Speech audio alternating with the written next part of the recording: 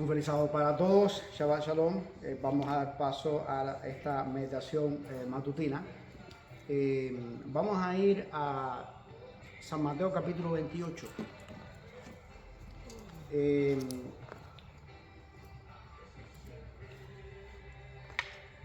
San Mateo capítulo 28.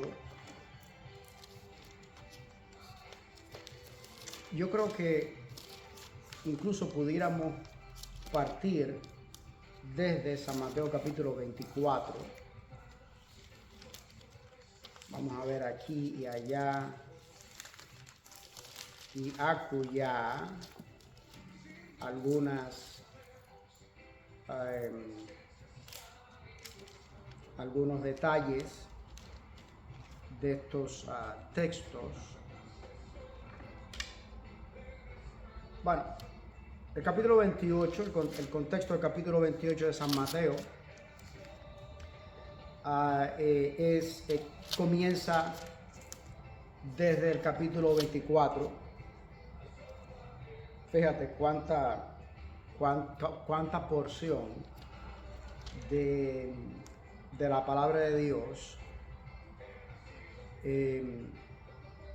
que es importante que la tengamos presente para poder entender mejor el mensaje el mensaje del Señor que Él nos quiere dar en esta porción de su palabra. San Mateo, desde el capítulo 24 al 28 comprende todo este contexto. Una cosa que quizás algunos de nosotros no sepamos es que el estilo de redacción de Mateo. En primer lugar, todo esto que voy a compartir con ustedes y mucho más, es bueno que lo sepamos. Porque de esa manera podemos entender mejor la palabra del Señor. En primer lugar, Mateo era judío y sus destinatarios, los destinatarios originales de sus escritos, es decir, del Evangelio según San Mateo, eran también judíos. Creo que he mencionado esto en otras ocasiones, ¿no? Pero si lo he mencionado, pues es bueno repetirlo, y si no lo he mencionado, pues entonces lo vamos a ver por primera vez.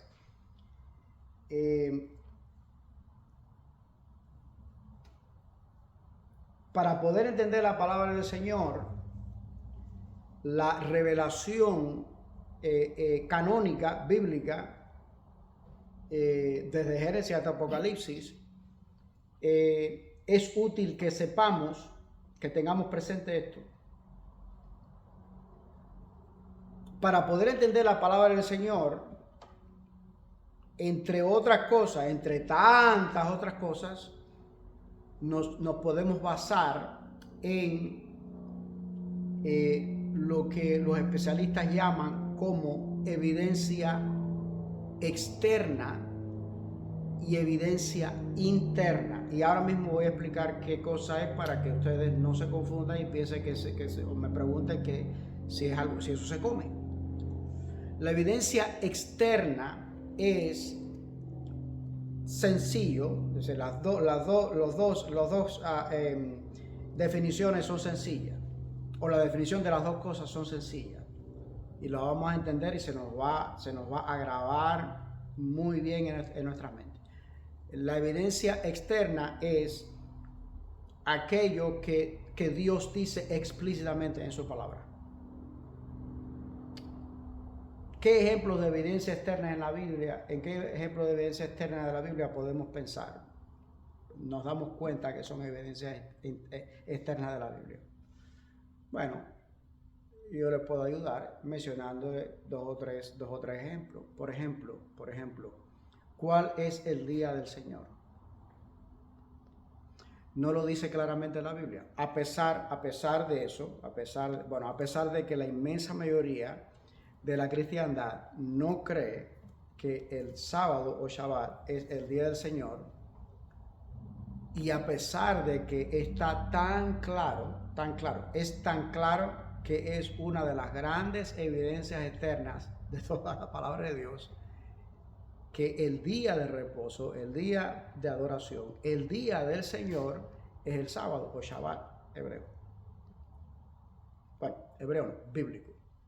Se le llama Shabbat en hebreo, es una palabra hebrea, pero esa es la primera confusión de nuestros hermanos que adoran el domingo. A propósito, desde la persona que me ha abordado más recientemente con este tema, hasta la primerita persona que nos aborda con este tema del sábado, porque me pregunté, ¿por qué tú adoras en sábado? ¿Por qué tú adoras en Shabbat? Entonces, mi reacción inmediata es, no, yo creo que debería más bien preguntarte yo a ti, ¿por qué tú adoras en domingo? Y entonces se sorprende. Entonces me dice, no. O sea, la contrarreacción a mi reacción, entonces, no, el sábado es para los judíos, el Shabbat es para los judíos. No. El mandamiento, o más bien mandamiento, déjame hacer esa aclaración que ya la he hecho en otras ocasiones, yo me voy a referir para que no nos confundamos mayormente a mandamiento para que no nos perdamos, pero la palabra en hebreo realmente que traduce nuestras Biblias tanto en español como en inglés, como en portugués, todos los idiomas modernos, actuales, le llama mandamientos. En castellano, mandamientos. En portugués, mandamentos. En inglés, commandments. Pero la palabra en hebreo, no, la traducción verdadera, la traducción correcta no es mandamientos, es palabras. No, es palabra.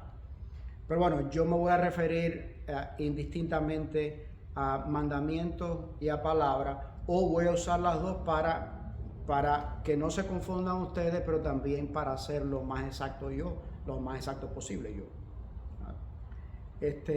Yo le dije a esta persona, a la que más recientemente me abordó con este tema, no. Tú estás más relacionada con esa palabra o ese mandamiento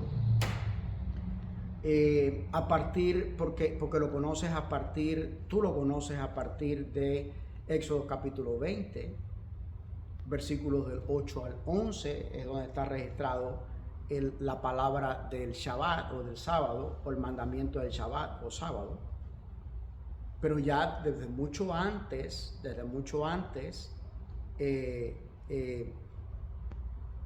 aparece el mandamiento de Shabbat o sábado a propósito, explícitamente, es decir, como evidencia externa. Y yo le pongo ejemplos, le digo, ¿tú te acuerdas cuando el Señor dispensó el maná, que fue la comida que a propósito llegaron a aburrirse? Por supuesto, yo también me hubiera aburrido. Pero fue la provisión de alimento nutritivo. No se sabe qué cosa es maná.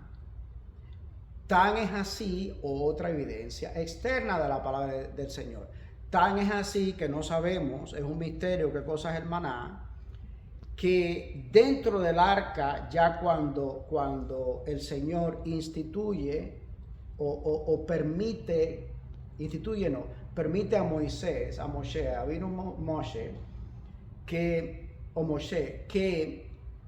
instituyera el sacerdocio levítico, porque hay que decirlo así, el Señor consintió con que Moshe instituyera el sacerdocio levítico, pero habría que revisar si fue idea realmente directa del Señor o que el Señor la aceptó como una idea buena por parte de Abino Moshe. Y construyen diferentes muebles que formaban parte de la vida cultica del pueblo de Dios, de Israel, el Israel literal. Entre ellas, el mueble más significativo, más importante, más relevante, era ¿cuál? Era el arca. Y dentro del arca, fíjate, dentro del arca, como un testimonio, no solamente como un testimonio yo creo que no como un testimonio solamente de la providencia, como Dios suplió las necesidades de alimento y de nutrición para su pueblo por 40 años. Si revisamos el libro de Éxodo, vamos a ver que esa provisión de maná duró 40 años y que justo cuando pusieron sus pies, cuando Israel puso sus pies en Canaán, en la Canaán literal, la Canaán terrenal, y empezó entonces el Señor a proveer alimentos para ellos ya de la tierra, ahí fue cuando cesó el maná. Y hay una de las tantas evidencias externas de la palabra del Señor, y específicamente del libro de Éxodo, es justamente que dentro del arca del pacto, el mueble más importante de la vida cúltica y de adoración del pueblo de Dios literal, del Israel literal, recordamos nosotros que había dentro del arca, había 3 cosas dentro del arca. Estaba las tablas de la ley, los 10 mandamientos o las 10 palabras, estaba la vara de Aarón, que también otra evidencia externa de la Biblia es que hicieron un concurso porque las demás gente de Israel, o una porción de Israel, se puso celoso con los levitas, o mejor dicho, realmente fue dentro de la misma tribu de los levitas, se pusieron celosos y dijeron, ¿por qué razón tiene que ser por qué razón tiene que ser el clan de Aarón el único que ejerza el sacerdocio? Nosotros también estamos capacitados perfectamente para ejercer el sacerdocio. Vale la pena también aclarar que dentro de la tribu de Leví, no todos los levitas eran aptos, habían sido llamados para ejercer el sacerdocio. Era solamente el clan de Aarón y entonces sus hijos, sus descendientes. Y entonces el Señor mandó a Moisés, vamos a hacer un concurso, que traigan todos una vara, a ver cuál es la vara que va a reverdecer. La vara que retoñe, esa es el clan que yo he escogido para que sean mis sacerdotes. Y fue la vara de Aarón, ¿verdad? Entonces, la vara. ¿Cuál es la tercera cosa que aparece en ese arca del pacto? Justamente como decía mami, la madre mi abuelita decía, una jigüerita. Los puertorriqueños le llaman un bolsito, una jigüerita, una cacharrita, decimos el resto, los orientales, los nororientales, que estamos un poquito más cepillados, un poquito más desarrollados que lo que estaba mami. Mami le llamaba jigüerita. A propósito, yo me imagino, supongo que jigüera será una palabra de origen aborigen, ¿no? Taíno. Era un recipiente. Un lebrillo. Bueno, un lebrillo puede ser creo que es un poquito más grande, pero era un recipiente pequeño, Y dentro de ese recipiente que había, maná. Fíjate, una cosa tremenda. A propósito, déjame abrir un paréntesis para hablar un poquito acerca de esta cuestión, de esta verdad maravillosa de que una de las tres cosas que aparecían en el arca era el maná, porque yo creo que nos hace, por lo menos a mí me hace bien meditar en esa verdad tan maravillosa, que es una verdad. O sea, no es una hipótesis, no es una idea mía, no es una opinión mía, es una verdad extraordinaria, y es cómo Dios provee para nuestras necesidades. Mira, las tablas de la ley, la voluntad de Dios.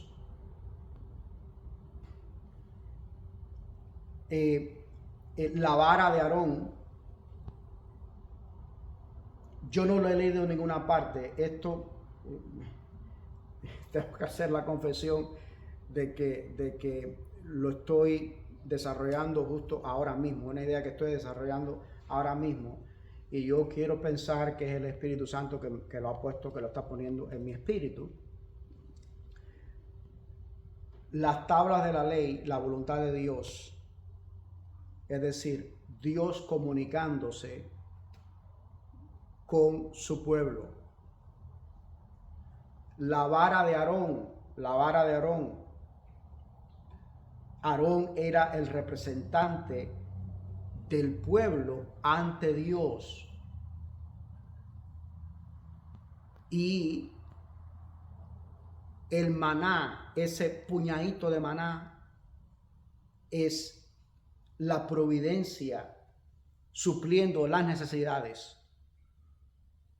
Porque el maná era un comestible, pero a mí se me ocurre pensar que sería una representación de la providencia supliendo todas nuestras necesidades, no solamente el alimento. ¿Por qué pienso yo que todas las necesidades? Bueno, porque para el Señor suplir todas nuestras necesidades, primero tenemos que estar vivos, ¿o no?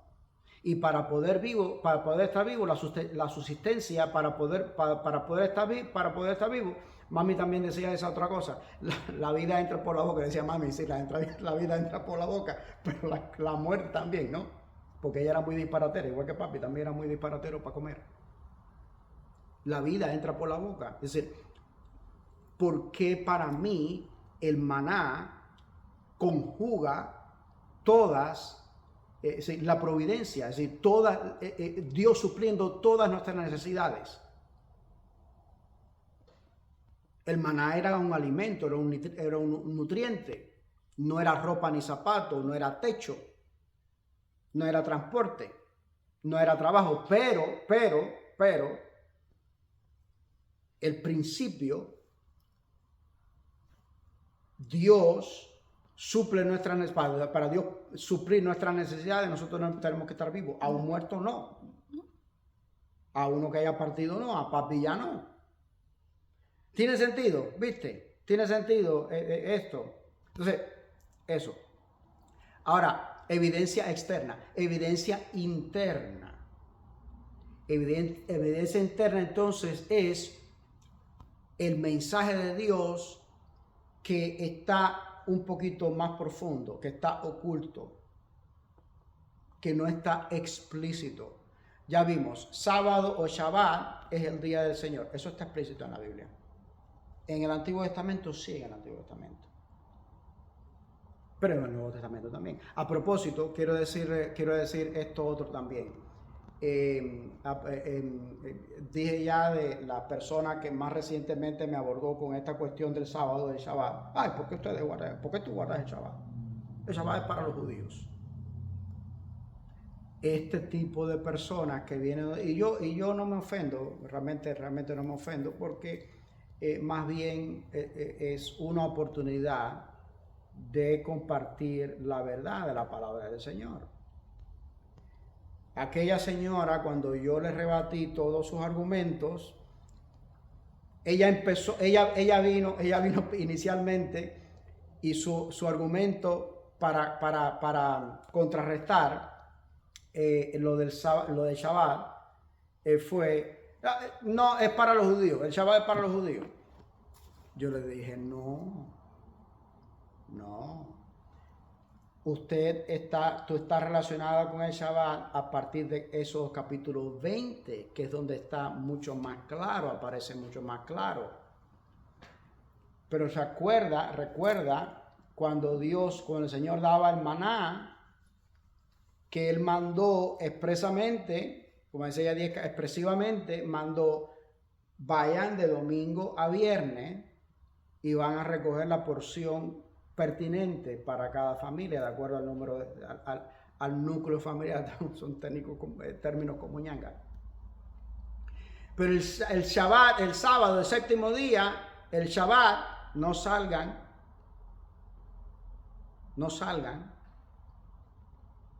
Primero, no guarden de domingo a viernes, no guarden de un día para otro, se les va a gusanar, se va a podrir, se va a echar a perder.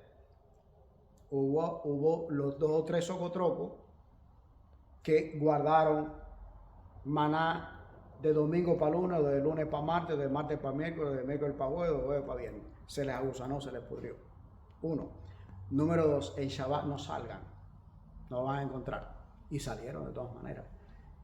Y se indignó el Señor, se enojó el Señor y llamó a contar a Moshe. ¿Por qué razón este pueblo? ¿Hasta cuándo este pueblo? ¿Qué pueblo más testarudo? Yo estoy diciendo que no salgan y mira, salieron de todas maneras. ¿Qué otra evidencia externa tenemos con respecto al Shabbat? Bueno, estamos yendo de atrás para adelante, estamos yendo retrospectivamente. Bueno, pues entonces la otra que se me ocurre, y es la primera de todas, es justamente la semana de la creación. Dice la palabra del Señor que 6 días, durante 6 días, todos estos 6 días de la primera semana de la creación, el Señor hizo el primer día, el segundo día, el tercer día, así sucesivamente, hasta el 6º día, y que el 7º día el Señor reposó de todas sus obras. Y dice, no es en Éxodo capítulo 20, versículos 8 al 11, donde primero dice la palabra del Señor, que el Señor guardó, bendijo y santificó el Shabbat. No, desde la semana de la creación, la conclusión de la semana de la creación, eso es evidencia externa. ¿Existía Israel por acaso en aquel entonces ya? No existía Israel. Es que todavía ni siquiera se había proliferado la humanidad. Existía solamente nuestros primeros padres. Vino Adán y su esposa maravillosa, bella esposa Eva. No existía Israel todavía. Entonces, ¿cómo me puedes decir?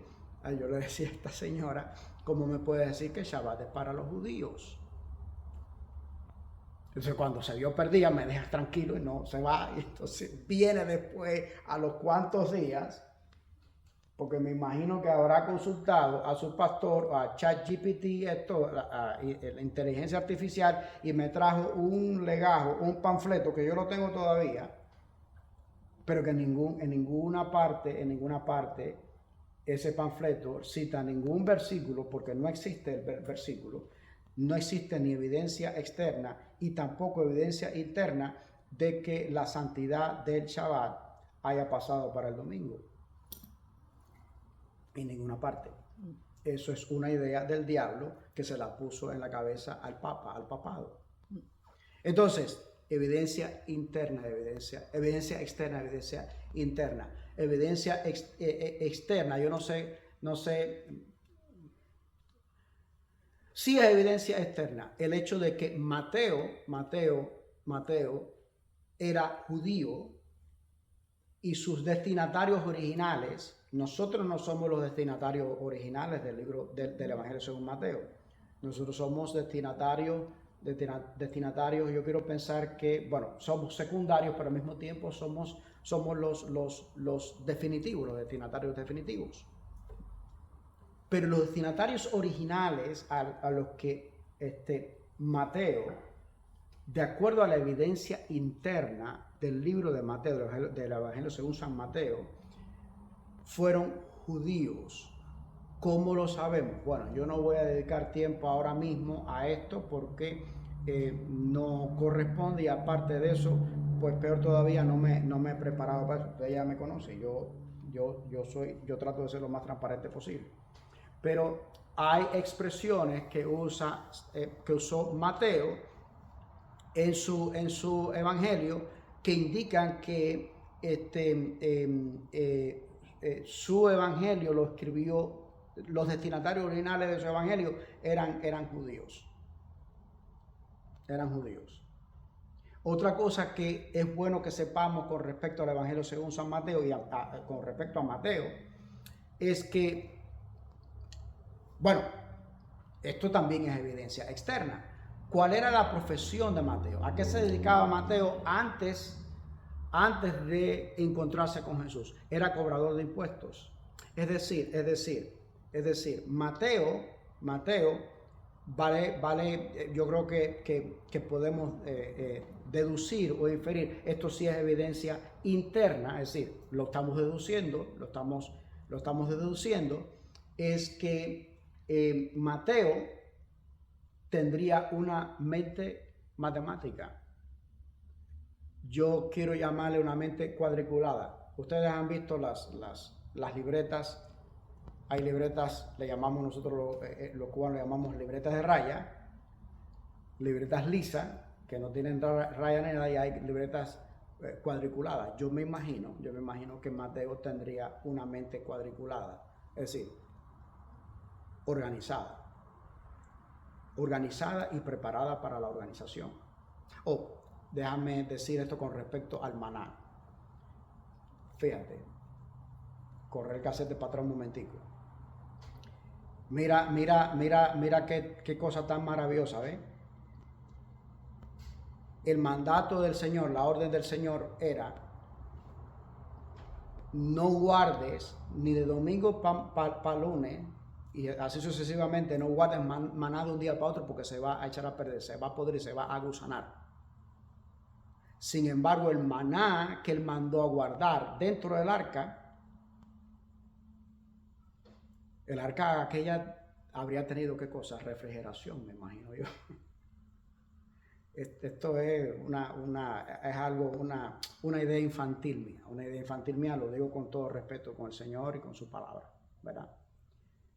Entonces, Mateo tenía una mente muy bien organizada, por lo menos mejor organizada que la de Pedro. A la hora de Mateo escribir su evangelio, dicen los investigadores, los eruditos, los especialistas, que Mateo se enfocó en escoger 5 grandes sermones de Jesús. Imagínate tú, qué cosa tan tremenda. Yo llego a la casa y todo esto que estoy grabando aquí, la meditación matutina, el sermón, incluso muchas veces cuando tenemos también meditación vespertina, y subo todo eso al canal de YouTube, porque no estamos transmitiendo en vivo, lamentablemente, y eso me lleva tiempo. Imagínate tú cuántos, ¿sabes? En un ministerio, el ministerio terrenal de Jesús, que duró aproximadamente 3 años, de 3 años a 3 años y medio, y que Jesús lo que más hizo en su ministerio terrenal fue predicar y enseñar. Jesús predicaba diariamente y enseñaba diariamente un promedio de 2 sermones diarios, por lo menos 2 sermones diarios, por lo menos. Échale lápiz a eso y multiplícalo por 3 años o 3 años y medio. ¿Cuánta cantidad de sermones? Los meses, para que tengan una idea, y esto no lo sabían ustedes, esto no es bíblico, esto ya forma parte de la historia de la humanidad. En aquel entonces los meses comprendían, no es como hoy, que hay meses de 31 días, hay meses de 31 días, hay meses de 30 días, se alternan, e incluso febrero tiene 28 días, ¿no? En año bisiesto entonces tiene que 29 días, ¿no?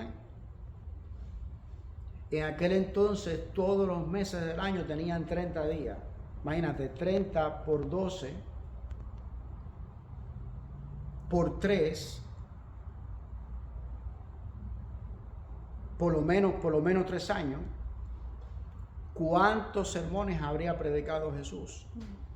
Yo creo que eso es una de las primeras cosas que necesitamos tener presente con respecto al Evangelio según San Mateo. Y que fíjate, la inmensa mayoría de los que están escuchando esto, los que van a escuchar este mensaje, no sabían esto que estoy enseñando en este momento. Mateo escogió 5 grandes sermones de toda esa cátedra de sermones que Jesús habría predicado en 3 años o 3 años y medio. Vamos a dejarlo en 3 años. Era posiblemente 3 años y medio, pero vamos a poner que eran 3 años. Era una cantidad descomunal de sermones. Y que el trabajo del Espíritu Santo, fíjate, en Mateo y por medio de Mateo, que haya sido justamente eso, escoger, antes del Espíritu Santo inspirarlo a escribir el Evangelio, fuera basado en 5 grandes sermones de eso. ¿Cuántos de ustedes habrán sabido esto? No sabían. La inmensa mayoría de ustedes no sabían esto. Posiblemente ninguno de ustedes supiera esto. Qué tremendo, qué maravilloso. Es una de las primeras maravillas. Es una de las últimas, si no la última enseñanza que ustedes conozcan o datos que ustedes conozcan de San Mateo, pero es posiblemente, yo creo, por lo menos el caso mío, a mí personalmente, una de las cosas que más me llama, o lo primero que me llama la atención a la hora de leer San Mateo. Y a la hora de entender también la palabra del Señor en San Mateo, escogió 5 grandes sermones. ¿Cómo hizo eso? ¿Cómo logró eso Mateo? Bueno, ¿cómo logró el Espíritu Santo eso por medio de Mateo? ¿Ve? Entonces, vamos a la última porción de San Mateo, que empieza a partir del capítulo 24. ¿Cómo sé que el contexto del capítulo 28, porque saben que empecé mencionando el capítulo 28, todavía no hemos leído nada del capítulo 28, ni tampoco del capítulo 24, ni entre medio tampoco, no hemos leído nada. Posiblemente no leamos nada, posiblemente lo que hagamos sea una sinopsis de el contenido de los capítulos 24 a 28 de Mateo. ¿Cómo sé que el contexto de lo que he querido compartir con ustedes esta mañana, de Mateo capítulo 28, el contexto comienza desde el capítulo 24, justamente basado en esto que acabamos de aprender ustedes, que acababan de aprender ustedes porque ya yo lo sabía. Es el 5º gran sermón registrado en Mateo. Y es justamente el sermón escatológico de Jesús. Esa palabra, esa terminología, ya ustedes me la han oído en varias ocasiones enseñarla. Y por si acaso, porque yo sé que ustedes son muy malos estudiantes, por si acaso les voy a repetir qué cosa es escatología. Escatología viene de un vocablo griego. Recordemos que el Nuevo Testamento fue escrito, el Nuevo Testamento, el idioma original del Nuevo Testamento es el griego koiné, un griego muy antiguo que ya no se habla. Los especialistas le llaman a este tipo de idiomas lengua muerta, una lengua que ya no se habla, los especialistas le llaman lengua muerta. Yo tengo, también lo saben ya, pero lo voy a repetir porque yo sé que son muy malos estudiantes y quizás no van a recordar. Yo tengo, debí haberlo traído, a cada rato lo traigo conmigo. Yo tengo el original. Tengo 2 Nuevos Testamentos en griego, es decir, en el idioma original. Entonces, escatología viene de este vocablo griego. Digo vocablo porque en griego es una sola palabra, pero la traducción es una frase completa.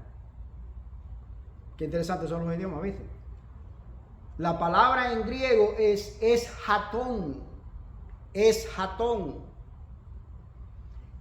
Y de ahí viene nuestra palabra en castellano, escatología, o en inglés, eschatology, o en portugués, escatología.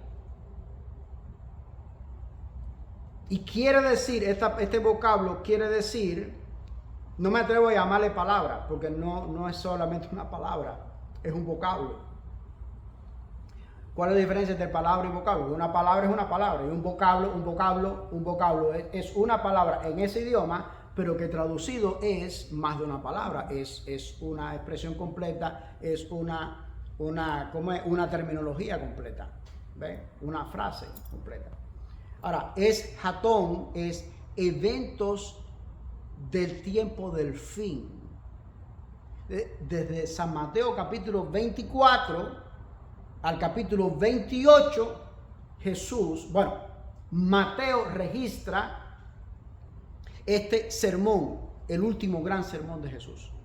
El sermón, que entonces es el último gran sermón de Jesús, pero también es el sermón que trata acerca de los eventos de los últimos días, las señales del tiempo del fin. Ahora, dice la palabra del Señor en el Nuevo Testamento, lo escribió el apóstol Pablo, y es una orden que el Señor nos da por medio del apóstol Pablo. Dice, no menospreciéis las profecías. Lo escribió Pablo, creo que en segunda a los Tesalonicenses, no recuerdo bien, lo puedo revisar aquí mientras voy enseñando al mismo tiempo. No menospreciéis las profecías. Es un mandamiento que da el Señor. No debemos menospreciar las profecías. Creo que es en segunda a los Tesalonicenses. Es decir, es un mandato del Señor que nos da por medio del apóstol Pablo. No menosprecien las profecías. Debemos prestar, es primera a los Tesalonicenses realmente, el último capítulo de primera a los Tesalonicenses, primera a los Tesalonicenses capítulo 5, empezando por lo menos del versículo 12, primera a los Tesalonicenses capítulo 5, a partir del versículo 12 hasta el final. Prestarle atención a las profecías, estudiar las profecías, predicar acerca de las profecías, enseñar profecías también. Papi era un especialista en eso, entre tantas cosas, pero en eso. Ahora, ¿qué pasa? Aquí viene el pero mío, ¿no? Bueno, el pero mío no, el pero. Es que con demasiada lamentable frecuencia me da la impresión de que esta gente que están tan enfocados solamente en las profecías, o mayormente en las profecías, o en la escatología, en los eventos del tiempo del fin, tanto los que siguen a los que predican acerca de ese tema, como sobre todo los predicadores, me da la impresión muchas veces de que son por lo menos sensacionalistas, alarmistas. Me da la impresión de que cada uno quiere enseñar de una forma novedosa, y eso no es malo, eso no está mal, todo lo contrario, eso es algo bueno, pero haciendo como acabo de leer yo en la palabra del Señor en Hechos de los Apóstoles. Ayer acabé de leer en Hechos de los Apóstoles cuando el apóstol Pablo va a Atenas, la capital de Grecia, y dice la palabra del Señor que todo lo que los filósofos aquellos griegos de la Grecia antigua, y filósofos y seguidores de los filósofos, todo lo que ellos querían hacer era reunirse en el Areópago, que era el lugar donde se reunían. Capítulo 18 creo que es de Hechos de los Apóstoles.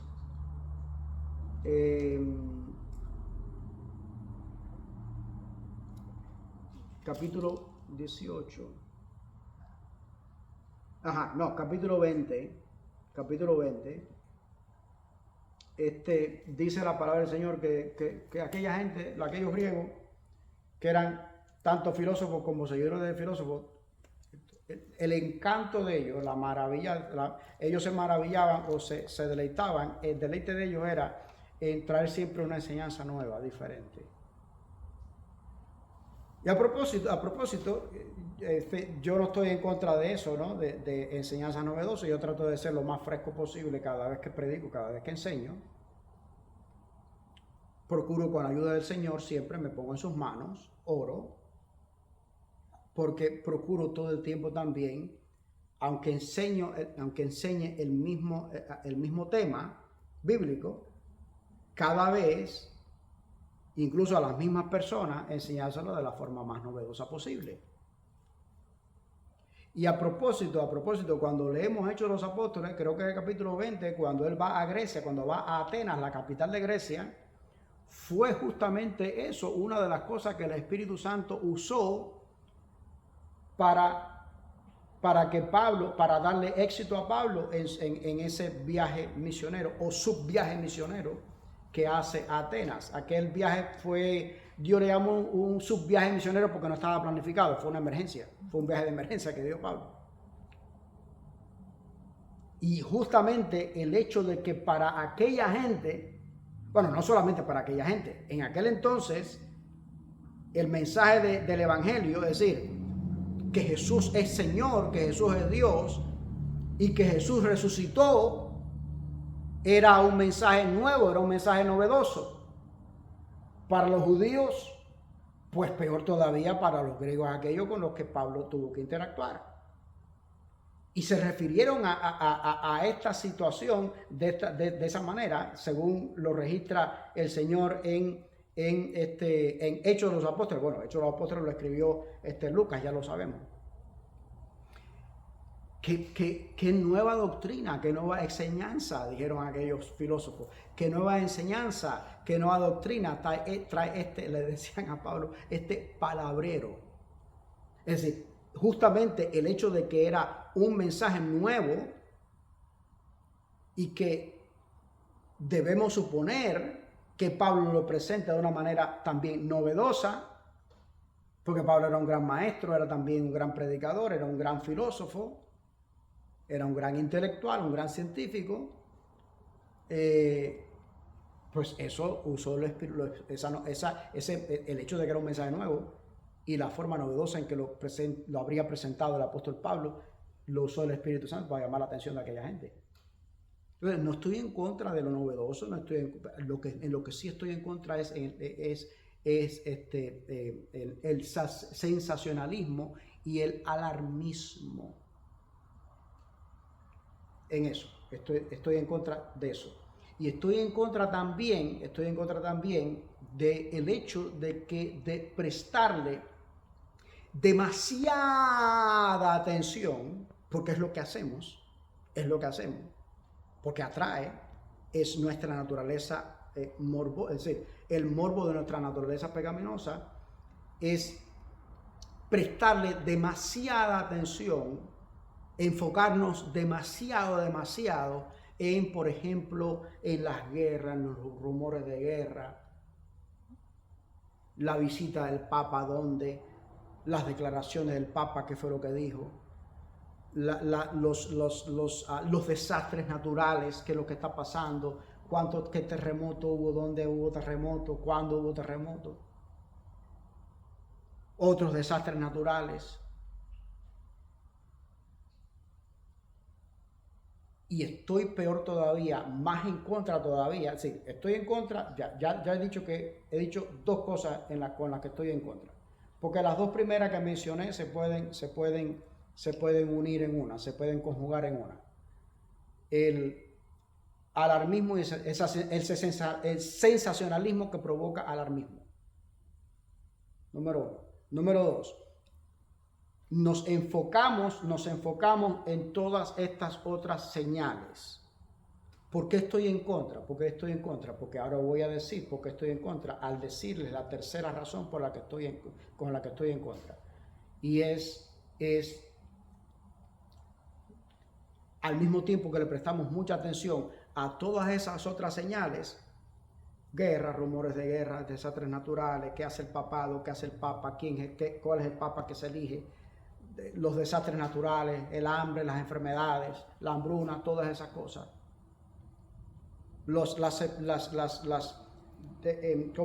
Explosiones sociales, todas esas cosas, la economía, todo eso. Los desastres naturales, le prestamos demasiada atención a eso. Y entonces la tercera es descuidamos entonces esta otra. Y es la señal que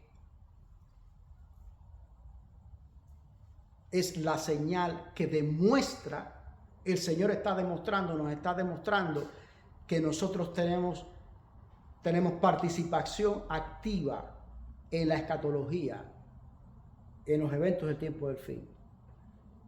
Y ya lo he dicho en otras ocasiones, en el capítulo 24, tú lo encuentras en el capítulo 24, una de ellas, la primera de ellas, y las dos tienen que ver con la palabra de Dios. Tienen que ver con nosotros y con la palabra de Dios. Nuestro vínculo con el Señor por medio de su palabra. La primera dice Jesús, mirad que nadie os engañe. ¿Tiene o no tiene que ver esa con la Biblia? Con nuestra comunión con Dios por medio de su palabra. Por supuesto que tiene que ver con la Biblia. ¿Por qué razón? ¿Cuál es el antídoto contra la mentira? La verdad. ¿Y qué cosa es la verdad? Dice Jesús mismo, San Mateo capítulo 17, versículo 17. Dice, santifícalos, le dice al Padre, santifícalos en tu verdad. Tu palabra es la verdad. Esa es una. Y esta señal, fíjate, la dice como 4 o 5 veces, Jesús la repite como 4 o 5 veces Jesús. Se la voy a dejar de tarea para que lo busquen en sus Biblias cuando lleguen a sus casas. San Mateo capítulo 24. ¿Cuántas veces dice el Señor, mirad que nadie os engañe, mirad que nadie os engañe, mirad que nadie os engañe? Se levantarán falsos cristos, van a decir falsas enseñanzas, van a llamar la atención a falsas señales. Nos damos cuenta el riesgo tan grande que estamos corriendo, estar prestando la atención a eventos con los que yo no tengo participación ni activa ni de ningún tipo. ¿Qué participación tengo yo con las decisiones que tome la administración de la Casa Blanca? Ninguna. Bueno, la única participación que yo creo que tengo es haber votado, es votar en las elecciones y pagar impuestos. De eso sí, yo me puedo evadir, es decir, puedo no votar, pero pagar impuestos, de eso sí no me puedo librar. ¿Qué participación tengo yo directa o indirecta con respecto a qué papa se va a elegir? Si es el americano, si es el antecesor que era argentino, o el antecesor que era alemán, o el antecesor que era polaco, o los antecesores que eran italianos. ¿Qué participación tengo yo en eso? Directa, ni siquiera indirecta. ¿Qué participación directa tengo yo con respecto a los desastres naturales? Más allá de reciclar fielmente. Tengo que decirlo aquí públicamente. Yo soy cuidadoso al reciclar, no solamente al reciclar, soy cuidadoso al echar la basura donde tenga que echarla. No, a propósito, también otro propósito, no comparto esta cuestión del calentamiento, del cambio climático, provocado por que sea un problema, ¿cómo es? Andrógeno, que sea provocado por nosotros los seres humanos. Pero bueno, eso es harina de otro costal. ¿Qué participación directa, activa tengo yo en la economía mundial? No tengo ninguna. En desastres naturales, no tengo ninguna. Política internacional, no tengo ninguna. Decisiones del Papa, visita del Papa, no tengo ninguna.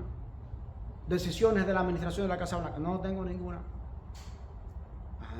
Con respecto a la palabra de Dios, sí. Es decir, estar, como dice Apocalipsis, que es un libro, por cierto, escatológico, de profecías del tiempo del fin. Mis ojos, mi vista espiritual, ungidos con el colirio del Espíritu Santo. ¿Cuál es el colirio del Espíritu Santo? La palabra de Dios. ¿Cómo puedo estar yo al tanto de los engaños del enemigo de las almas? El antídoto es la verdad. ¿Cuál es la verdad? San Juan capítulo 17, versículo 17. Santifícalos en tu verdad. Tu palabra es la verdad, dice Jesús al Padre. Yo necesito estar santificado en la verdad. Que el Padre me santifique en la verdad, con su verdad. ¿Cuál es su verdad? Su palabra. Su palabra. ¿Te das cuenta cómo estamos tan enfocados en esos que no estoy diciendo que no le prestemos atención, pero estamos demasiado enfocados en eso y no en alimentarnos espiritualmente por medio de su palabra? Este es el maná espiritual, la Biblia es el maná espiritual a propósito de maná. Y la otra cosa con respecto a mi rol, mi papel en la escatología, que es activo de mi parte, o que tiene que ser activo de mi parte, es justamente lo que dice Jesús en San Mateo capítulo 28. Capítulo 28.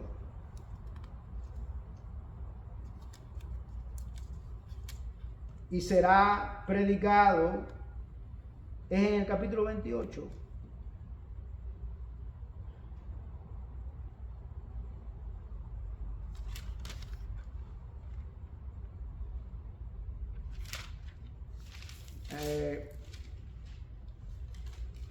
Y será predicado el Evangelio para testimonio a todas las naciones. Entonces vendrá el fin. No sé, no lo encuentro en el capítulo 28. Déjame ver, porque estoy un poquito perdido aquí ahora. Y será predicado este Evangelio para testimonio. Déjame ver si está en el capítulo 24 o en el capítulo 28. Les puedo asegurar que está en este sermón escatológico, este sermón de Jesús, de los eventos del tiempo del fin. Y será predicado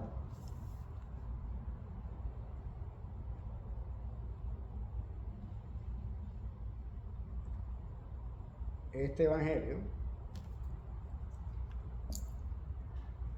Ahora, bueno, San Mateo 24:14, en realidad, San Mateo 24:14. Y será predicado este Evangelio para testimonio a todas las naciones. Dice, fíjate, mira qué tremendo esto.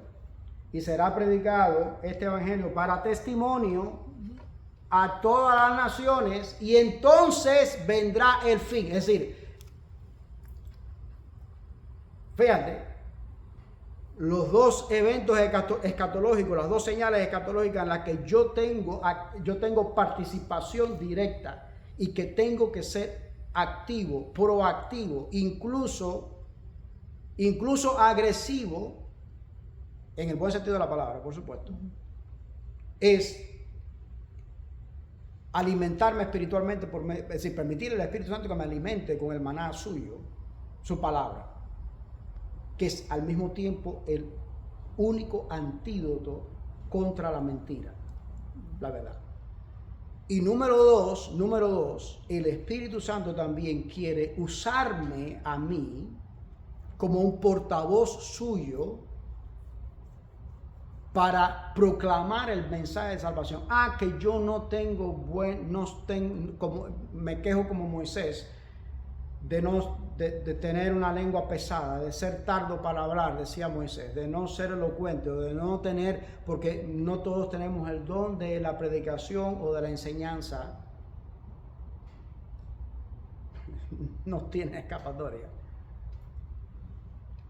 Dile por palabra y por precepto y por ejemplo, por palabra y en acciones, a esa otra persona o a esas otras personas que Jesús viene por segunda vez, que Jesús es amor, que Jesús los ama, que Jesús murió por ellos. Entonces, esas son entonces, estamos enfocados en las otras. Y va a predicar fulano de tal. Y allá vamos como ¿sabes? A brujo un puñado, a oír. Y es bueno que lo escuchemos. Pero entonces me conformo con eso solamente. Yo no le estoy permitiendo al Espíritu Santo que él haga su portento maravilloso de alimentarme por medio de su palabra y transformar mi vida por medio de su palabra, que es la actividad, es a propósito el milagro más extraordinario que el Espíritu Santo hace, que él se deleita en hacer.